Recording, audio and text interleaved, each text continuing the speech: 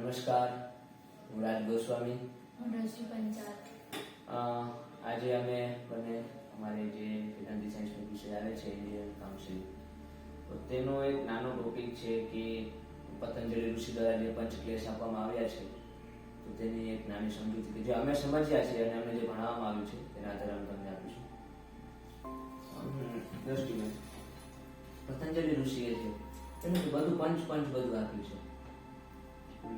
એમાંથી આપણે પંચક્લેશની જે વાત મેં કરી છે કે જેની અંદર અવિદ્યા, રાગ, દ્વેષ, અસ્મિતા, અભિનિવેશ, અને તેઓએ એવું પણ કીધું છે કે આ બધા જે છે રાગ, દ્વેષ, અસ્મિતાનું જે અભિનિવેશનું મેન મૂળ કારણ છે ને એ બધું ઉદ્ભવે ક્યાંથી કે તે અવિદ્યાથી.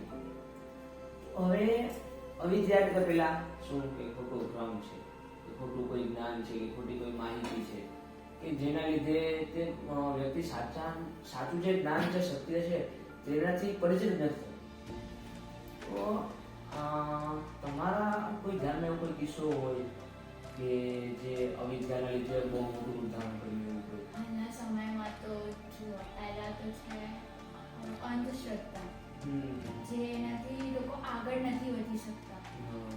અને અત્યારના સમયમાં તો જે આપણે જોઈએ છે છોકરીઓ માટે, કે છોકરીઓ હાલના સમયમાં આમ ના કરી શકે, તેમ ના કરી શકે, નોકરી ના કરી શકે, આ બધું જે છે ને એ બધી અવિદ્યા છે.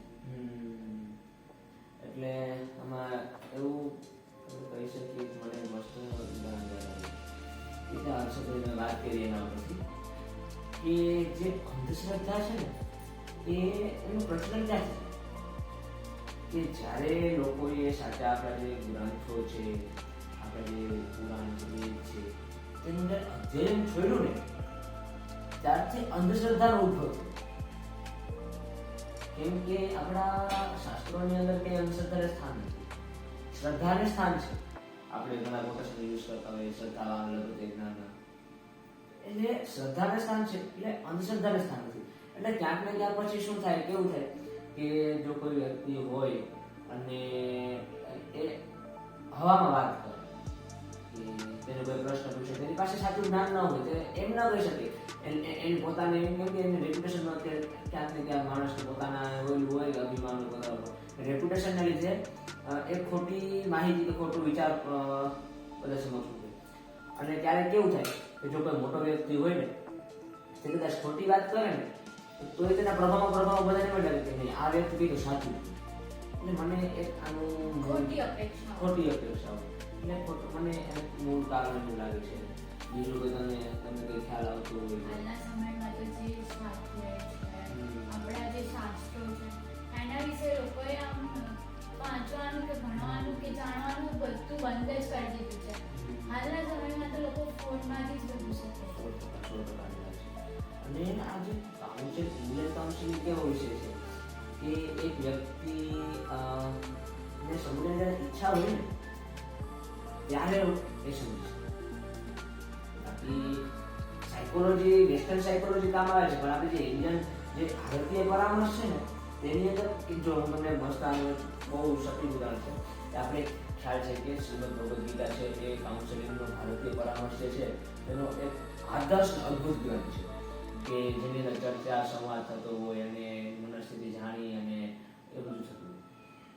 તો આપણે જોઈએ ને કે મહાભારત યુદ્ધની અંદર જ્યારે ભગવાન અર્જુનને એટલે આપણે અર્જુન સ્વરૂપે કહેતા હતા ત્યારે તે સાંભળવામાં કોણ પડે? અર્જુન હતા, પછી સંજય હતા એની દિવ્ય દૃષ્ટિથી, અને સાથે સાથે ધૃતરાષ્ટ્ર હતા.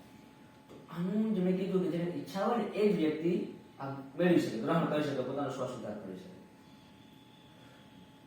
ભગવાને છેલ્લે ગીતામાં એવું કીધું છે કે અર્જુનને કે તમે છેલ્લે આટલું જ્ઞાન તને આપ્યું, આ બધું જ્ઞાન, હવે તને જે ઈચ્છા પડે એટલું કર, તને જે યોગ્ય લાગે એટલું કર.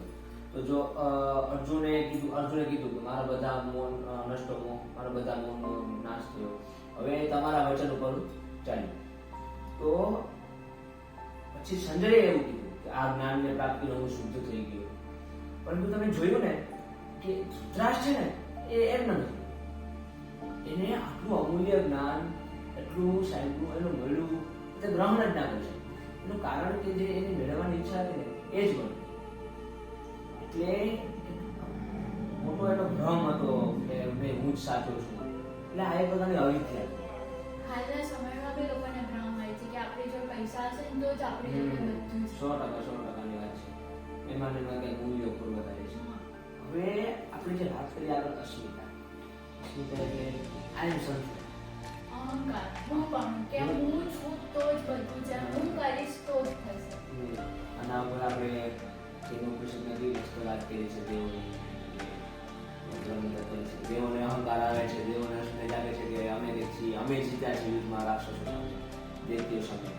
ત્યારે ભગવાન આવે છે બ્રહ્મ આવી તણખું મૂકે છે અગ્નિદેવ કે હાથ જોઈ જન્મથી બધું જાણેલું છું, તણખું બારી નથી શકતા. પવનદેવ આવે છે, વાયુદેવ આવીને કહે છે તો વાયુદેવથી જે નાનું તણખું છે ઉડી જાય છે. એટલે આ રીતે જ્યારે અસ્મિતા એ મોટું રૂપ ધારણ કરે ને ત્યારે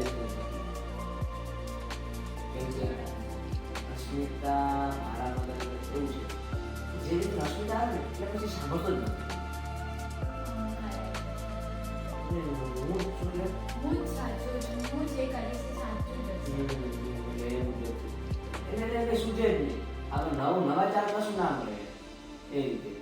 પછી આપણે કહીએ રાગની વાત તો માનવની એક સામાન્ય વૃત્તિ હોય. તમારે શું બે વસ્તુ આપણે કરીએ ને આકર્ષણ. જેમ કે હાલના સમયમાં લોકોને મોબાઈલ વગર રહી જ ના શકે. મોબાઈલ છે, pizza, burger, Maggi, French fries છે. નથી રહી શકતા. અને ક્યાંક ને ક્યાંક સુધારવાનો પ્રયત્ન પણ નથી. આપણે ઘણી વાર એને વાંચનનો ખુશ વાંચન રાગ પછી ધીરે ધીરે વાંચનમાંથી એ મોબાઈલમાંથી પુસ્તકો વાંચતો થયો. અત્યારે એનું આખું ચેન્જ થઈ ગયું. હવે જે પુસ્તકોમાંથી વાંચન શરૂ કર્યું મોબાઈલમાંથી વાંચે છે. હવે મોબાઈલમાં એ રીલ ગેમ જેમ ચાલતું. હવે એને રાગ તો છે પણ વાંચનમાંથી હવે સોશિયલ મીડિયા પર. એટલે આ રીતનું બધું છે. અને કે ને રાગની વૃત્તિ કઈ છે ને એના પર હવે જો આપણે શ્રીમદ ભગવદ ગીતા સાંભળીએ એના પર તમે રાગ બંધાય કે મારે ફરી સાંભળ્યું જ્ઞાન મળે તો એ વાત પોઝિટિવ છે. પરંતુ બે પ્રકાર છે, નેગેટિવમાં પોઝિટિવ. નેગેટિવમાં છે આપણે કહીએ છીએ બટ આપણા માટે સારું નથી જે આપણને અને પોઝિટિવમાં આપણે કરીએ છીએ એનાથી ભલે આકર્ષિત છે પણ એ આપણા માટે સારું છે. એટલે એ જ કદાચ પતંજલિ ઋષિ એના લીધે જે આપણે આ જ્ઞાન આપણા સુધી પહોંચાડ્યું. હવે એક દ્વેષ રાગ પછી જે સ્થાન હોય દ્વેષનું કેવું છે કે રાગની અંદર આપણે કોઈ પ્રવૃત્તિ કે કોઈ વસ્તુ કરીએ તો આપણે આનંદ આવે કે આપણે મજા આવે કે ફરી કરવાની ઈચ્છા થાય. પરંતુ દ્વેષની અંદર તદ્દન ઉલટું છે.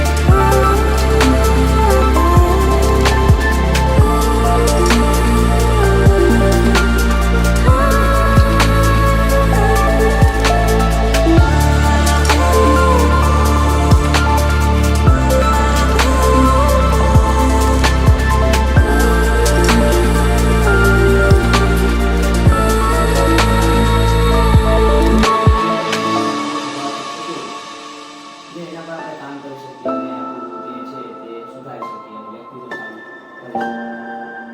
તો બીજું કંઈ તમે કહેવા માંગતા હોય તો?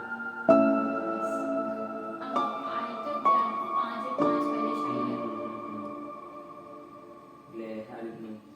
તો મિત્રો આ મારો નાનો એવો પ્રયાસ હતો થોડો ઘણો પંચક્લેશ સમજાવવાનો. જો ગમ્યું હોય તો લાઈક શેર અને સબસ્ક્રાઈબ કરજો. મળશું એક નવા વિડીયોમાં ફરી મુલાકાત. ધન્યવાદ.